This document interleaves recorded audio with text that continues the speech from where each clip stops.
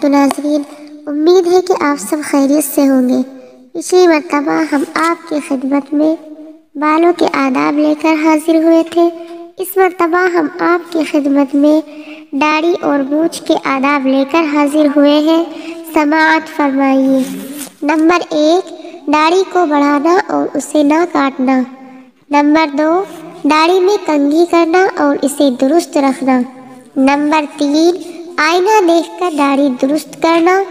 Number 4، آئینہ دیکھتے وقت یہ دعا پڑھنا: الحمدللہ اللہم کما حسنت خلقی فحسن خلقی۔ نمبر 5، داڑھی میں گرے نہ لگانا۔ نمبر 6، داڑھی کے بال جب ایک مشت سے زیادہ لمبے ہو جائے تو اسے کاٹ دینا۔ نمبر 7، مونچھیں کتروانا۔ السلام علیکم ورحمۃ